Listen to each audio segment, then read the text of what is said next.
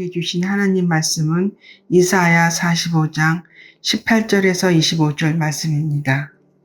대저 여호와께서 이같이 말씀하시되 하늘을 창조하시니 그는 하나님이시니 그가 땅을 지으시고 그것을 만드셨으며 그것을 견고하게 하시되 혼돈하게 창조하지 아니하시고 사람이 거주하게 그것을 지으셨으니 나는 여호와라. 나 이에 다른 이가 없느니라. 나는 감추어진 곳과 깜깜한 땅에서 말하지 아니하였으며 야곱 자손에게 너희가 나를 혼돈 중에서 찾으라고 이르지 아니하였노라. 나 여호와는 위를 말하고 정직한 것을 알리느니라. 열방 중에서 피난한 자들아 너희는 모여오라. 함께 가까이 나아오라. 나무 우상을 가지고 다니며 구원하지 못하는 신에게 기도하는 자들은 무지한 자들이니라. 너희는 알리며 진술하고 또 함께 의논하여 보라, 이 일을 옛부터 듣게 한 자가 누구냐? 이전부터 그것을 알게 한 자가 누구냐? 나 여호와가 아니냐? 나 위에 다른 신이 없나니 나는 공의를 행하며 구원을 베푸는 하나님이라. 나 이에 다른 이가 없느니라. 땅의 모든 끝이며 나에게 돌이켜 구원을 받으라. 나는 하나님이라. 다른 이가 없느니라. 내가 나를 두고 맹세하기를 내 입에서 공의로운 말이 나갔은즉 돌아오지 아니하나 내게 모든 무릎이 꿇겠고 모든 혀가 맹세하리라 하였노라. 내게 대한 어떤 자의 말에 공의와 힘은 여호와께만 있나니 사람들이 그에게로 나아갈 것이라. 무릇 그에게 노하는 자는 부끄러움을 당하리라. 그러나 이스라엘 자손은 다 여호와로 말미암아 위로다함을 얻고 자랑하리라 하느니라. 아멘.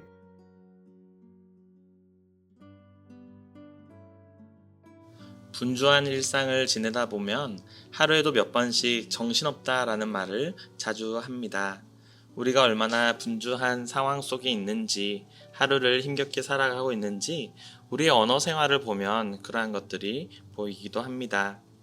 그럴 때마다 우리는 성경으로 돌아가야 합니다. 왜냐하면 성경은 분명히 말씀하고 있습니다. 분주한 일상 가운데서도 흔들리지 않는 기준이 바로 우리 하나님의 말씀인 것을 분명하고 정확하게 말하고 있기 때문입니다. 하나님은 혼돈의 하나님이 아니라 질서의 하나님이다 라고 분명히 말씀합니다. 오늘 본문을 따라 우리는 세 가지 말씀을 붙들기를 원합니다. 첫 번째로 하나님은 혼돈이 아닌 질서를 세우신 창조주이십니다. 이사야 선지자는 말합니다. 하나님은 하늘과 땅을 창조하시되 혼돈하게 창조하지 아니하시고 사람이 거주하게 그것들을 만드셨다라고 말합니다. 이 말씀은 창세기 1장의 말씀을 영산시킵니다. 땅이 혼돈하고 공허하며 흑암이 깊음 위에 있고 하나님의 영은 수면 위에 운행하시니라 란 말씀과 연결됩니다. 혼돈으로 번역된 히브리어는 토후인데 이 단어에는 무질서, 공허, 목적 없음의 뜻으로 주로 번역이 됩니다. 하나님은 무질서가 아닌 목적과 계획을 가지고 우주를 창조하시는 창조주시며 질서의 하나님이시기 때문에 그러한 상태를 그냥 두지 않으시고 질서를 세우시는 하나님이십니다. 바벨론 포로기에 있는 이스라엘 백성들이 이 창조주 하나님에 대한 말씀을 들을 때 삶이 무너지고 소망이 없는 상태에 놓인 이 백성들에게 선포되는 말씀이 어떻게 받아들여졌을까요? 하나님께서는 너희 존재를 잊지 않으시고 목적 없이 계획 없이 너희를 창조하지 않으셨다. 하나님은 너희를 그러한 상태로 버려두지 않으신다라는 말씀의 내용이 전달되었던 것이죠. 하나님은 말씀으로 자기를 계시하시며 하나님의 목적과 계획에 맞게 질서를 세우신 분이시며 심지어 이방 나라의 왕을 사용하셔서 하나님의 도구로 사용하시며 하나님의 구원은 이스라엘뿐 아니라 모든 열방을 향해 열려있다라는 말씀을 선포하시는 것입니다. 이 말씀은 바벨론 포로기에 절망 속에 있는 이 백성들에게 정말로 희망의 빛이었습니다. 오늘도 우리는 여러 가지 문제 앞에 허덕이며 문제가 나를 삼킬 때 이렇게 사는 것이 무슨 의미인가 라고 생각될 때가 있습니다. 그러나 하나님은 그러한 우리 인생에게 말씀하십니다.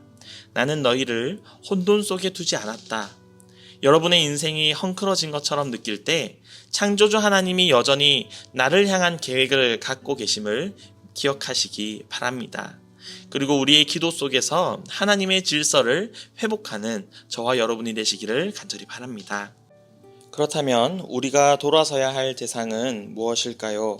그것은 둘째, 우상은 헛되며 오직 하나님만이 구원자이십니다. 라는 20절에서 21절 말씀에 등장합니다. 하나님은 나무 우상을 가지고 다니며 구원하지 못하는 신에게 기도하는 자들은 무지한 자들이다 라고 말씀합니다. 그 당시 사람들은 눈에 보이는 신상에게 절하며 도움을 구했지만 그러한 것들은 결코 그들의 구원을 주지 못했습니다. 하나님은 우상들에게 구원을 바라는 자들에게 21절에 이렇게 묻습니다. 이 일을 옛부터 듣게 한 자가 누구냐? 이전부터 그것을 알게 한 자가 누구냐? 나 여호와가 아니냐? 고레스가 아직 등장하기 전, 바벨론이 멸망하기도 전에 주어진 말씀입니다. 오직 하나님만이 그렇게 정확한 예언을 하실 수가 있습니다. 과거의 예언이 그대로 성취되었고 고레스를 통해 바벨론이 무너진다라는 이 약속도 이루어졌습니다. 하나님의 예언과 성취는 역사를 살아계신 하나님이 통치하고 계시다라는 것을 반증합니다. 오늘날에도 우리는 현대식 우상을 섬기며 살아갑니다. 돈과 안전적인 삶과 인간관계, 자기 능력 등 그 모든 것들이 구원의 능력을 줄 수 있습니까? 아닙니다. 그러한 것들을 그러면 갖춘다면 구원의 능력이 생깁니까? 아닙니다. 그러한 것들이 우리에게 갖추어진다 할지라도 우리의 근심과 걱정은 단 한 스푼도 줄어들지가 않지요. 우리는 우리 마음속에 있는 그러한 마음의 우상들을 내려놓고 하나님께로 돌아가야 합니다. 기도의 방향을 세상에서 하나님께로 돌리는 저와 여러분이 되시기를 간절히 바랍니다. 마지막으로 이 하나님께 돌아오는 자에게는 어떤 미래가 주어질까요? 셋째, 모든 민족이 하나님께 돌아와 무릎을 꿇게 될 것입니다. 하나님은 땅의 모든 끝이여 내게로 돌이켜 구원을 받으라고 말씀하셨습니다. 이것은 이스라엘만이 아닌 모든 민족을 향한 보편적인 구원의 초청입니다. 그리고 땅의 모든 끝이 그 앞에 무릎을 꿇게 될 것입니다. 빌립보서 2장 10절에서 11절 말씀은 이 말씀을 인용하여 이렇게 얘기합니다. 예수 그리스도의 이름 앞에 모든 무릎이 꿇게 될 것이다 라고 이야기하였죠. 구약에서 여호와 하나님이 하신 이 예언의 말씀이 신약에서 예수 그리스도를 통하여서 성취된다라는 것이 밝히 드러나는 것입니다. 구약에서뿐만 아니라 신약 시대까지 살아계신 하나님의 예언과 성취가 이루어지고 지금 우리가 살아가는 이 복음의 시대, 구원의 날에도 여전히 하나님께서 살아계셔서 여호와 하나님 앞에 무릎을 꿇고 우리의 입술로 그분만이 참된 의와 힘의 주인임을 고백하는 성도들을 통하여서 홀로 영광 받으신다라는 것이죠. 오늘 다시 무릎을 꿇고 하나님께 영광을 돌려드리는 저와 여러분이 되시기를 간절히 바랍니다. 사랑하는 성도 여러분, 오늘 말씀을 마무리합니다.